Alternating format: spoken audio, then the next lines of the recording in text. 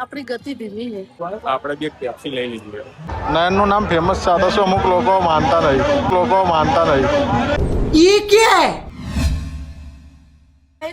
Hello guys, welcome back to my channel. તો આપણે પાછા આવી ગયા છે નવા બ્લોગ સાથે.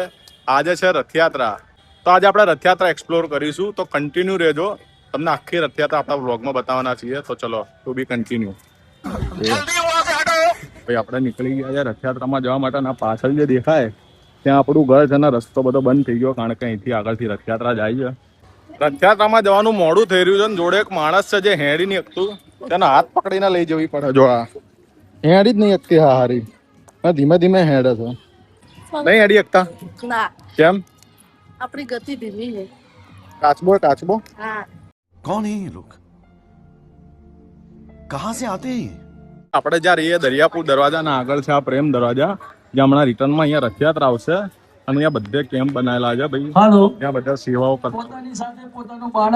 જેમ કીધું તો અહીંયા શીરાનો પ્રસાદી ચાલુ છે. આવતા જતા બધા ભક્તોને અહીંયા શીરાની પ્રસાદી મળે છે. મળ્યા ભગવાન. જો આ એ જો ભાઈ આપણે પહોંચવા આવ્યા છે આપણી ડેસ્ટિનેશને, કે જ્યાં આપણે રથયાત્રા જોવા જઈશું. અને અમદાવાદની રથયાત્રા એટલે ભારતની બીજા નંબરની સૌથી મોટી રથયાત્રા. તો કન્ટિન્યુ રહેજો, તમને આજે દર્શન કરાવી દઈશું ભગવાનના. આપણા રથયાત્રામાં મોડા પડ્યા ભાઈ. આથી જે આગળ આવે છે એ અમારે એક માણસના લીધે જતા રહ્યા.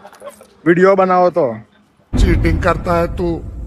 તો વિડીયોના ચક્કરમાં આ રથયાત્રાનો અડધો બ્લોગ રહી ગયો. હવે અહીંયા ટ્રકથી આપણે જોઈશું રથયાત્રા. કન્ટિન્યુ રહેજો. તો ભાઈ આ બધી ટ્રકો જોઈ શકો છો. એ ચોકલેટ આવી ગઈ, અહીંયા બધા ચોકલેટો લૂંટાવે. જોઈ લો, ઢગલો ટ્રકો અહીંયા જોવા મળશે.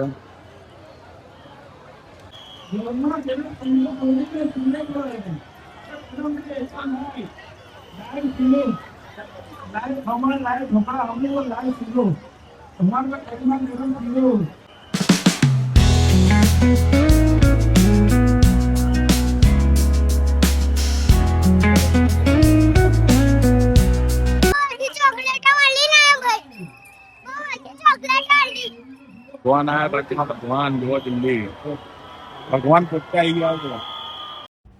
આપણા સપ્ત ઋષિઓની થીમ પર બનાવેલો છે આ ટ્રક. એની આગળ જોવા મળશે ગોવર્ધન પર્વતવાળો ટ્રક, અને એની પણ આગળ બનાવેલો છે ગુજરાતની થીમ ઉપર ટ્રક. રથયાત્રામાં અલગ અલગ થીમ પર આવા ટ્રક જોવા મળે છે.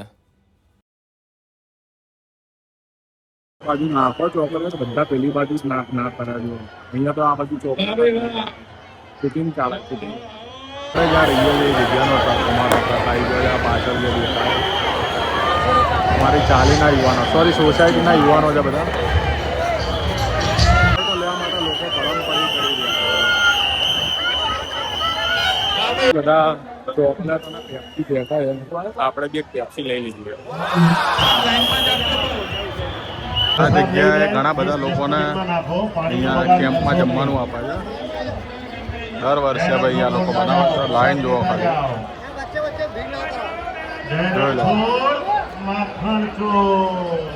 તો ભાઈ અખાડાવાળા આવી ગયા છે હવે, અને થોડી વાર પછી આ અખાડા જાય એટલે આપણને ભગવાન જોવા મળશે. અને એની લાઈવ ફૂટેજ અહીંયા ઉપરથી આપી રહ્યા છે મીડિયાવાળા ભાઈઓ. મોજે મોજ ભાઈ, ફૂલ પ્રોટેક્શન છે પોલીસનું અહીંયા, કંઈ થાય નહીં. मेरे पास आया है एक छोटू, मम्मी ने कॉम्प्लेन नहीं पिलाया, इधर से कुछ दिखता नहीं है ना, मम्मी को बोलो कॉम्प्लेन पिलाए. ઉઠા લે રે દેવા, ઉઠા લે રે બાબા. જગન્નાથ છેલ્લે આવે. અને પહેલા આવે તો શું હાલવાનું? તો કોઈ નહીં. ભાઈ તમારી ભાભીનું કેવું એવું છે કે પહેલા ભગવાન નહીં હતા, ભગવાન છેલ્લા આવે તો જોઈએ કે કયા ભગવાન છેલ્લા આવે. બરાબર? દો ભેંસો કા દૂધ पिलाती है मेरी माँ. પરથી ખરીદેલો સલમાન ખાન. જો પેલી બાજુ આ અખાડામાં આપણું નામ લખ્યું છે, નયન બાદશાહ છે કે નહીં? જોયું? નયનનું નામ ફેમસ છે, તો શું અમુક લોકો માનતા નહીં.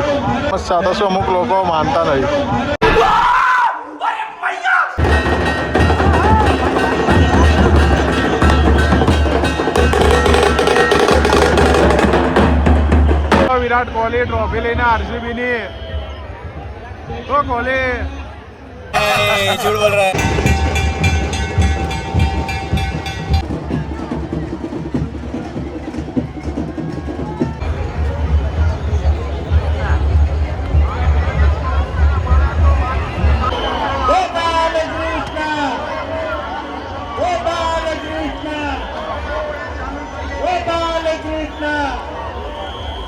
ભગવાનનો રથ આવી ગયો છે, કરી લો દર્શન.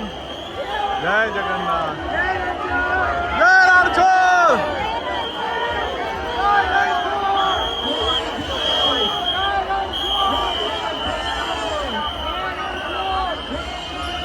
બેનનો રથ આવી ગયો છે ભાઈ, સુભદ્રાજીનો.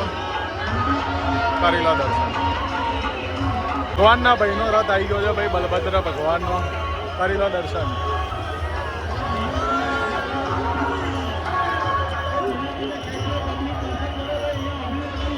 તો ભાઈ રથયાત્રા પતી ગઈ છે ને અમે અમારા ઘેર જઈએ છે.